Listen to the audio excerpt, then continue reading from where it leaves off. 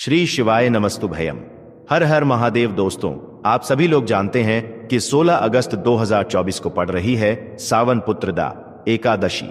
दोस्तों, यह जो एकादशी है श्रावण महीने में पड़ने वाला सबसे बड़ा एकादशी है, क्योंकि आषाढ़ महीने के बाद सावन का एकादशी पड़ रहा है, जिसका बहुत ही बड़ा और विशेष महत्व होता है। और ऐसा दिन पूरे साल में सिर्फ एक ही बार आता है। और दोस्तों, आप सभी लोग जानते हो कि एकादशी का अगर सबसे बड़ा कोई उपाय है तो वो 108 चावल के दाने वाला उपाय है। तो दोस्तों, इस सावन के एकादशी के दिन आप लोगों को इस 108 चावल के दाने वाला उपाय को जरूर करना है। बहुत सारे लोग होंगे जिन लोगों ने इस उपाय को ना किया हो, मतलब पूरा साल निकल गया, उन्होंने किसी भी दिन इस 108 चावल के दाने वाला उपाय को ना किया हो। पर दोस्तों, आपके पास एक आखिरी मौका बचा हुआ है, जो कि 16 अगस्त के दिन है। तो इस दिन आप लोगों को इस वाले उपाय को जरूर कर लेना है। भले ही आपने पूरे साल भर इस उपाय को ना किया हो, पर अगर आपने इस श्रावण महीने के एकादशी के दिन अगर इस वाले उपाय को कर लिया तो आपको इस उपाय को करने का वह फल मिलेगा जिसकी आपने कभी कल्पना भी नहीं करी होगी। इसीलिए आप लोग इस वाले उपाय को एक बार जरूर कर लेना, ताकि आप लोगों के हाथ से यह मौका ना जा सके और आपको इस उपाय को करने का फल मिल सके। दोस्तों, यह उपाय पंडित जी ने अपनी अभी की ही शिव महापुराण की कथा में बताया है, जिस उपाय को आज हम आपको बहुत अच्छे से समझाने वाले हैं। इस वीडियो को देखने के बाद इस उपाय को समझने के लिए आपको कोई और वीडियो को देखने की जरूरत नहीं पड़ेगी। तो चलिए दोस्तों, उपाय को शुरू करते हैं। देखिए, यह इस श्रावण महीने के एकादशी नवमी तिथि के दिन यह इतना खास होता है, इतना महत्वपूर्ण होता है। देखा है, कभी कभी बड़े बड़े पूजा पाठ अनुष्ठान से जो मनोकामना पूर्ण नहीं होते, वह श्रावण महीने के दिन एक छोटे से उपाय करने से आपकी मनोकामना पूर्ण हो जाती है। और बहुत सारे लोगों ने इस उपाय को किया भी है और उनको इस उपाय को करने का फल भी जरूर मिला है। अगर आप लोग भी इस उपाय को करना चाहते हैं तो आप इस उपाय को पहले अच्छे से समझ लेना, सुन लेना, उसके बाद करना। आपको इस उपाय का फल जरूर मिलेगा। और इस उपाय को कर लेने से आपके घर में चाहे किसी भी प्रकार की दुख और समस्या क्यों ना चल रही हो, आपको उसका कारण भी नहीं पता है कि भाई यह समस्या किस कारण से चल रही है। उसका कुछ भी कारण हो सकता है, जैसे पितृदोष हो सकता है या किसी भी तरह का मंगल दोष भी हो सकता है। तो इस दिन आप लोगों को यह वाला उपाय कर लेना है। यह एक ऐसा उपाय है जिस उपाय को अगर किसी विशेष दिन पर किया जाए तो भाई उस विशेष दिन का जो है वह तो हमें मिलता ही मिलता है, पर हमने उस दिन पर इस उपाय को किया है तो हमें उससे भी बड़ा फल मिलता है, और फल बहुत जल्दी मिलता है, क्योंकि आप इस उपाय को बहुत ही बड़े और विशेष दिन पर कर रहे हो। तो चलिए अब उपाय के बारे में बात करते हैं।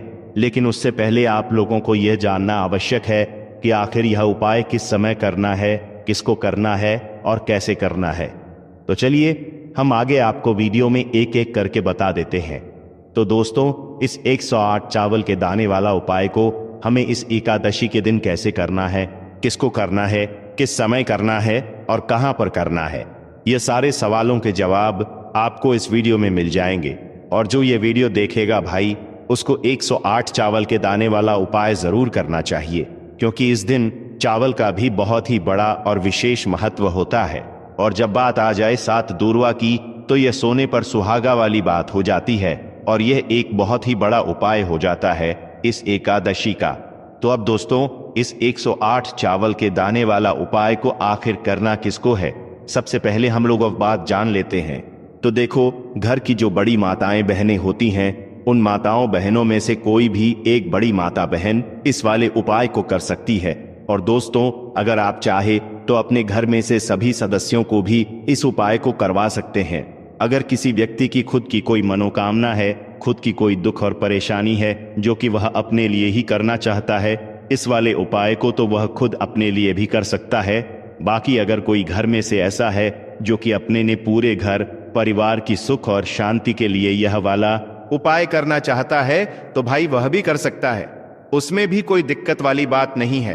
कहने का मतलब यह है कि इस उपाय को हर एक सदस्य भी कर सकता है, और पूरे घर परिवार के सदस्य के लिए घर की बड़ी माताओं बहनों में से कोई एक माता बहन भी कर सकती है। माताएं बहनें अगर घर में उपस्थित ना हो या वह यह वाला उपाय ना कर पा रही हो, तो फिर घर का कोई बड़ा सदस्य भी इस 108 चावल के दाने वाला उपाय को कर सकता है, चाहे फिर वह पुरुष ही क्यों ना हो। उसमें कोई भी दिक्कत वाली बात नहीं है। अब दोस्तों, इनके पास में जाकर करना है। बहुत सारे लोग प्रश्न करते हैं, हर एक उपाय को करते समय क्या हम इस उपाय को घर पर या मंदिर में कर सकते हैं? देखो, तो इस वाले उपाय को आप मंदिर में करोगे तो अच्छा रहेगा, घर पर नहीं करना है इस वाले उपाय को।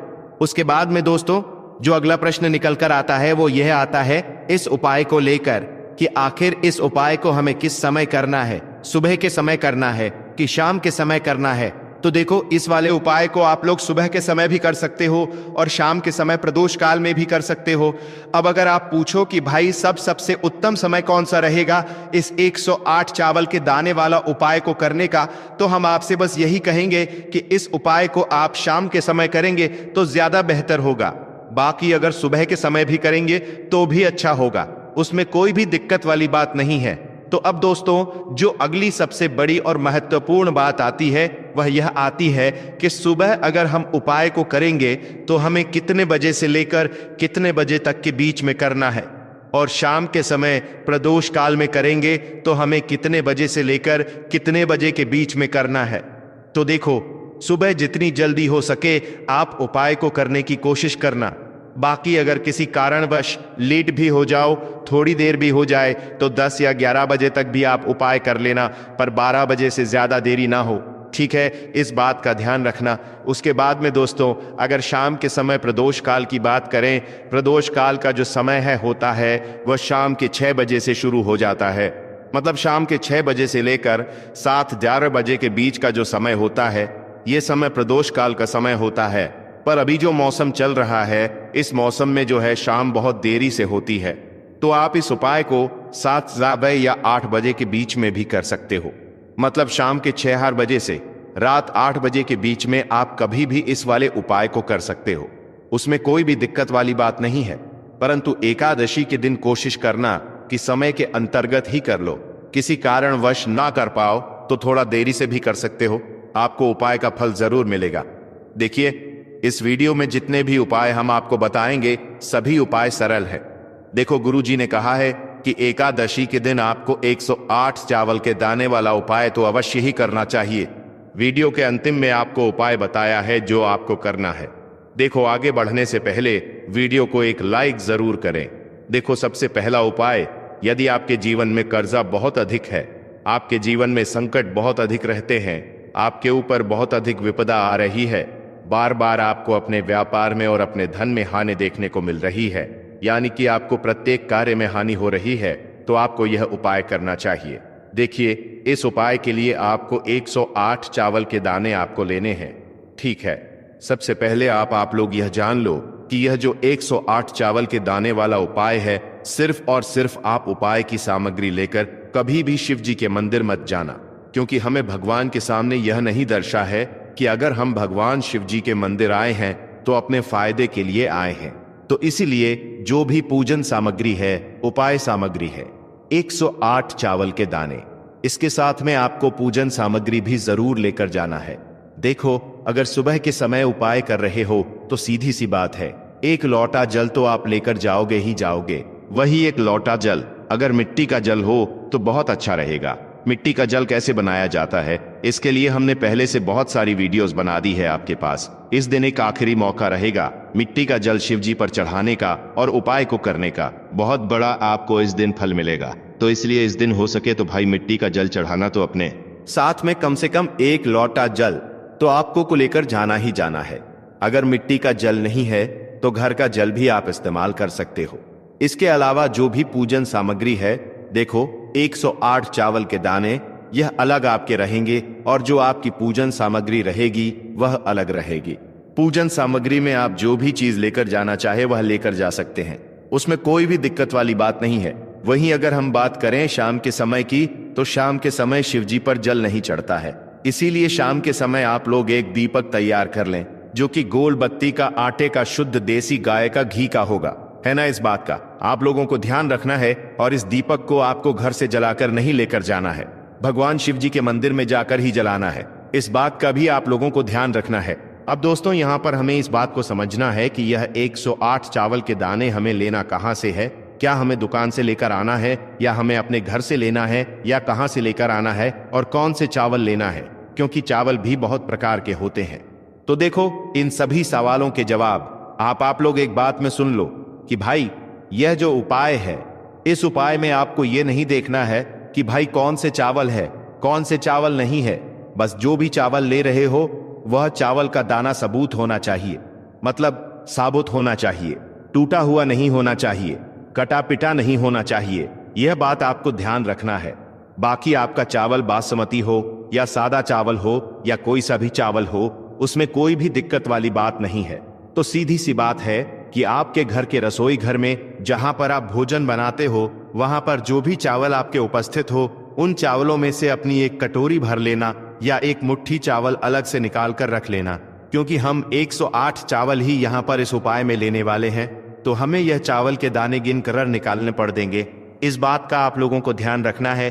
तो अपने उस चावल की कटोरी में से या चावल में से 8 ऐसे चावल के दाने आप लोग निकाल लो जो कि टूटे हुए ना हो, कटे पिटे ना हो, में कोई दाग ना लगा हुआ हो, है ना, अच्छे साबुत चावल के दाने 108 दाने आप लोग निकाल कर रख लो और इन्हें किसी भी एक कागज की पुड़िया में या किसी एक छोटी सी कटोरी में आप लोग रख लो, ताकि यह सुरक्षित रहे, आपके एक भी चावल का दाना इधर उधर ना हो और आपका उपाय भी पूरा अच्छे से हो जाए। तो भाई जैसे ही आपका उपाय की जो सामग्री है 108 चावल के दाने ये तैयार हो जाते हैं, उसके बाद मैं आपको जो भी अपनी पूजन सामग्री है सुबह के समय कर रहे हो, तो एक लौटा जल या पूजन सामग्री जो लेकर जाना चाहो उसकी भी तैयारी कर लेना। और शाम के समय जा रहे हो तो भाई अपना जो दीपक है उसे तैयार कर लेना, ठीक है। और उपाय को करते समय शुद्धता का विशेष रूप से ध्यान रखना, ठीक है। सुबह सुबह स्नान करने के बाद ही उपाय को करने की आप लोग तैयारी करना। उसके बाद अगर शाम के समय की बात करें तो शाम के समय आपको स्नान करने की जरूरत नहीं है, पर शुद्धता का ध्यान रखना है। आपको स्नान तो नहीं करेंगे, आप हाथ मुंह धोकर भी इस वाले उपाय को शाम के समय प्रदोष काल में कर सकते हैं। इसमें कोई दिक्कत वाली बात नहीं है। तो आप अपने उपाय की पूरी सामग्री तैयार करके आपके पास ही में जो आपका शिव मंदिर हो वहां पर पहुंच जाइए। सबसे पहले शिव मंदिर में जाकर आप लोगों को उपाय नहीं करना है, पहले भगवान के दर्शन करना है, भगवान से आशीर्वाद प्राप्त करना है, फिर शिव जी की शिवलिंग के पास में आना है। शिवलिंग के पास में आने के बाद आप जो पूजन सामग्री लेकर आए हुए हैं, जैसे कि सुबह गए हुए होंगे तो एक लोटा जल और जो भी पूजन सामग्री लेकर आए हैं आप उनसे भगवान शिव जी की पूजन कीजिए। सबसे पहले तो एक लोटा जल ही चढ़ेगा, उसके बाद में आपकी पूजन सामग्री चढ़ेगी। उसके बाद में अगर दोस्तों शाम के समय अगर आप इस उपाय को कर रहे हो तो अपने साथ में कम से कम एक जो दीपक है गोल बाती का जो आप अपने साथ में लेकर गए हो, उस दीपक को मंदिर में जाकर अपनी माचिस से जलाना है और उस दीपक को शिवलिंग के पास में रखना है, ठीक है।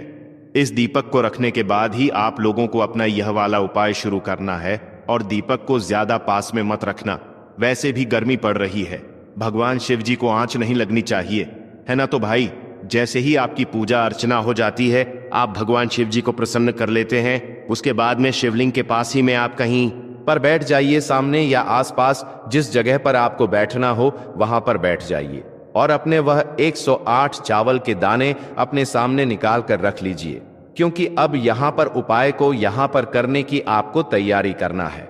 और इस तरीके से जब आप उपाय करेंगे, पूजन सामग्री करने के बाद, पूजन अर्चना करने के बाद, तो आपको उपाय का फल बहुत जल्दी और बहुत बड़ा होकर मिलेगा।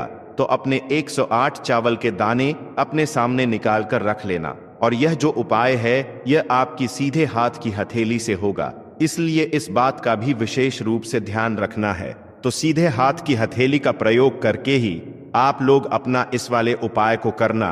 अपने सामने जो भी आपकी कागज की पुड्डिया है उसको खोल कर रख लो, या कटोरी है तो भाई उसे अपने सामने रख लो और अपने वह 108 चावल के दाने निकाल लो, ठीक है।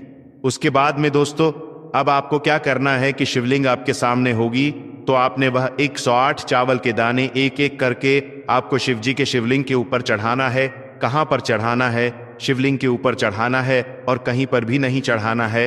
आपको अपने हथेली से तो शिवलिंग के ऊपर चढ़ाना है, भले ही फिर वह अपने आप जलाधारी पर गिर जाए या मतलब वहीं पर गिर जाए, उसमें कोई दिक्कत वाली बात नहीं है। पर आप चढ़ाओ शिवलिंग के ऊपर ही। तो आपको क्या करना है, अपना पहला चावल का दाना उठाना है, श्री शिवाय नमस्तुभयम बोलना है और शिवलिंग पर चढ़ा देना है। इसी तरीके से दूसरा चावल का दाना उठा है, शिवलिंग पर चढ़ाना है और मंत्र बोल देना है। और फिर तीसरा चावल का दाना उठाना है, श्री शिवाय नमस्तुभयम बोलना है और चढ़ देना है। इसी प्रकार से आपको पूरे 108 चावल के दाने एक एक करके शिव जी के शिवलिंग के ऊपर चढ़ाना है और भगवान से प्रार्थना करते जाना है।